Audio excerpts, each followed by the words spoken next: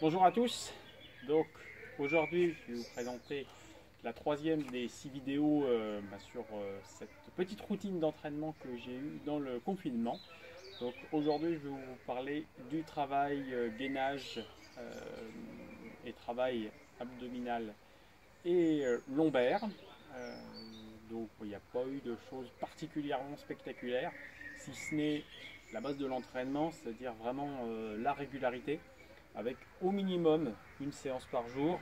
Tous les jours, c'est pas forcément conseillé dans tous les cas, mais là c'était vraiment du travail au poids du corps, sans charge additionnelle. Donc voilà, j'ai décidé de le faire tous les jours, au minimum 45 minutes.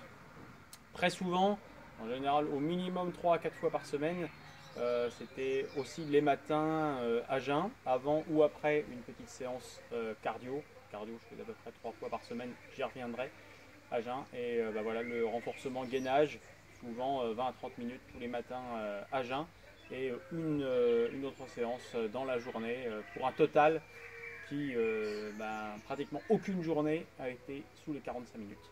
Après, au niveau des exercices à la fois pour l'avant, on va dire grand droit transverse, pour la partie latérale, pour les obliques, et sans oublier le travail au niveau de la chaîne postérieure, les lombaires, donc chaîne antérieure, chaîne latérale, chaîne postérieure, ça c'est important, avec du travail qui était à la fois en statique et du travail qui était en dynamique. Et je vais vous présenter 8 exercices parmi lesquels j'ai le plus travaillé, parmi lesquels j'ai le plus utilisé.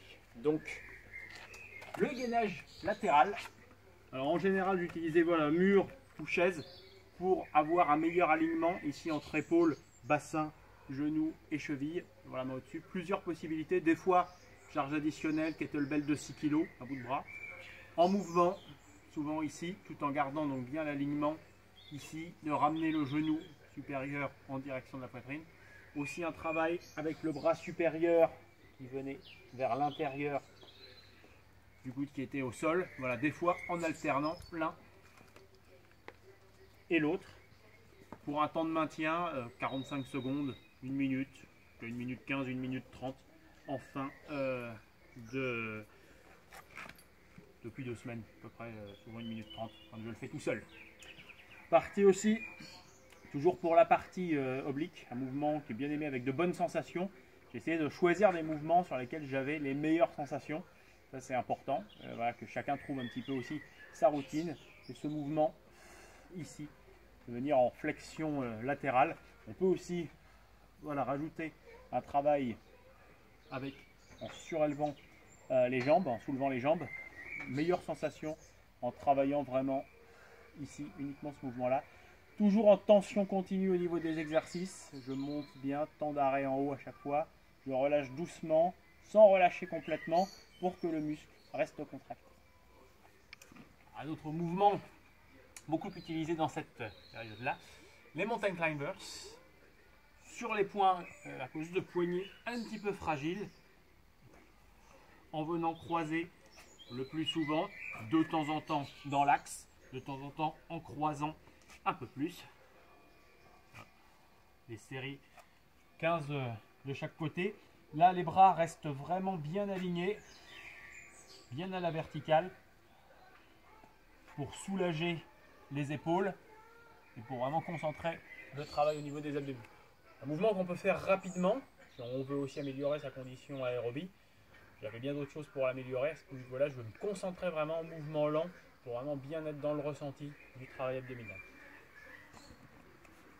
Avec le ballon, 2 exercices principaux. Les crunchs, qu'on ne conseille pas forcément. Moi, je les utilise toujours avec un mouvement lent, sans trop monter. Le but, c'est vraiment quand on travaille les abdominaux, leur insertion sternum, côte, pubis, pour schématiser. Donc l'idée, comme tout muscle, quand on le contracte, c'est de rapprocher les points d'insertion. Si on commence à vouloir monter le buste en direction des cuisses, là c'est plus le psoas qui va être dynamique dans le mouvement, c'est pas ce qui nous intéresse. Bien sur la respiration en conscience, expirer pendant la contraction, inspirer à la détente. Souvent enchaîné, pour bien ressentir ensuite le mouvement, gainage de face, parfois au sol aussi. Voilà. Pour les cyclistes, ça fait aussi travailler la position contre la montre, c'est intéressant. Donc là, bien les fessiers à peu près à hauteur des épaules, nombril bien rentré vers la colonne, abdominaux bien contractés. Pour augmenter le travail, la possibilité d'avancer progressivement, d'ouvrir au niveau des épaules. Possibilité aussi un petit peu de faire avant-arrière. Plus on avance ici à ce niveau-là, alors plus il y a un travail au niveau de l'épaule, mais plus ça nécessite d'avoir une contraction intense au niveau des abdominaux. Un exercice, je disais aussi, ici, relevé de bassin, donc main au sol, main sur la poitrine, main derrière la tête, buste relevé ou non, ici, les genoux qui reviennent vers la poitrine, donc là, c'est l'insertion basse au niveau du pubis, qui revient vers la partie sternale et les côtes. Une activation un peu plus importante de la partie des fibres inférieures du grand droit. Toujours en contrôle, ici, et on descend. Si on descend trop bas, alors attention déjà, c'est dangereux au niveau du dos. Et là, même principe que tout à l'heure, ce sont les cuisses qui se rapprochent du buste. C'est plus le psoas qui va travailler. Donc, pas intéressant ici, vraiment. Ouais, mouvement assez lent à ce niveau-là. Maintenant, pour travailler aussi un petit peu la partie basse des obliques et pour relâcher ici, on appelle un petit peu l'éventail, croisé. Je faisais de temps en temps, mais plus, on va dire, ici à ce niveau-là, en détente. De même qu'entre les séries, souvent ramener les genoux vers la poitrine pour relâcher au niveau du dos.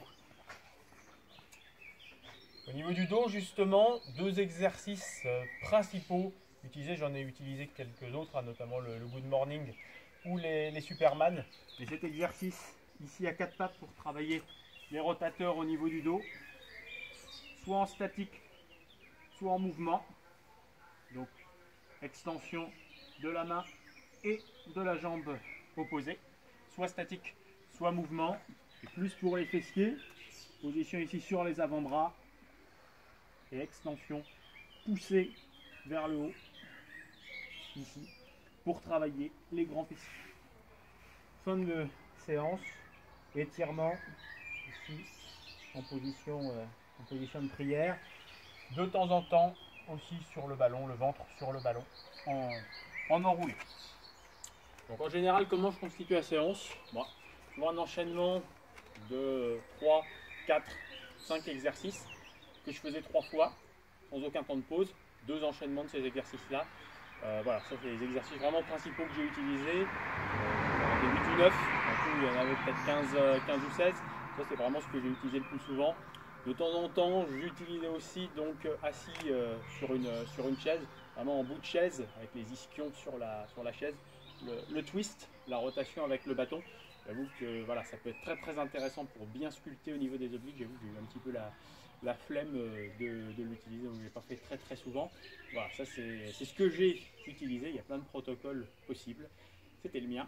Et demain, je continue avec, je pense, vous proposer le travail que j'ai utilisé sur les cuisses ou alors le travail haut du corps avec matériel. Ce sera à voir, à suivre demain.